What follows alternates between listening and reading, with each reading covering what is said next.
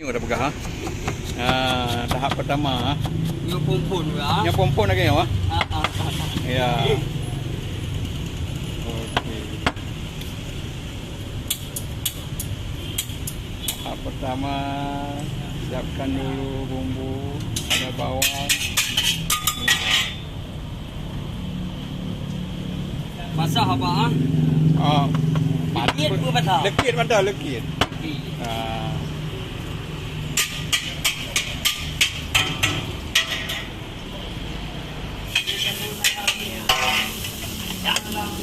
Layu tu ah.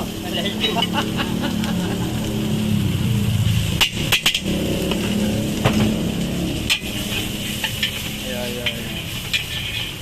Ini dia proses pembuatan mie Aceh ini. Beginilah dia.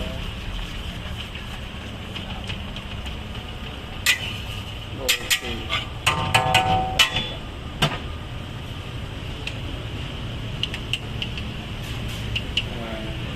Ada garam, ada penyedap ya.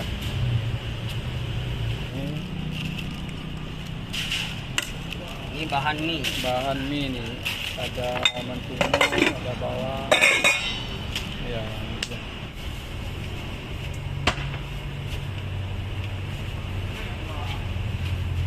Sekitar 3 menit atau 4 menit baru ditaruh mie Aceh. Ini dia. Ya, okey.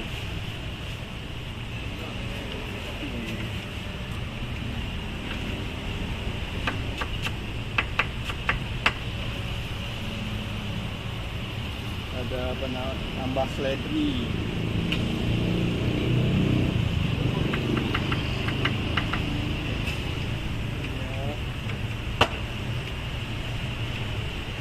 Suka tambah kecap,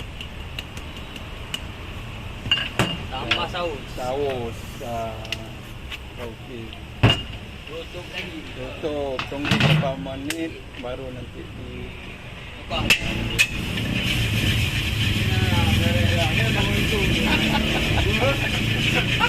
baik dua ni je tu. Baik golek. Ayah, dah baik golek. Mantap. Jangan lupa subscribe ya.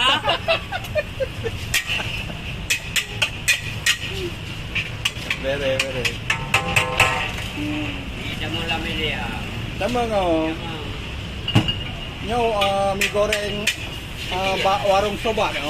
Warung lebat. Ya, mantap.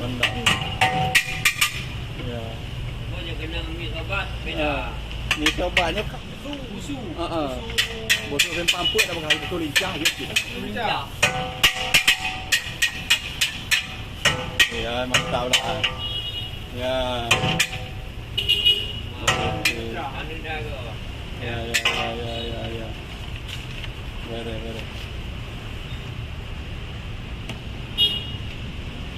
Ini dia dah siap.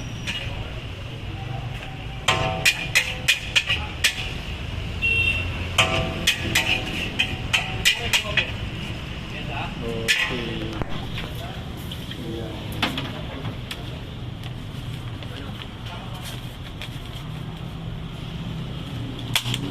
Mantap.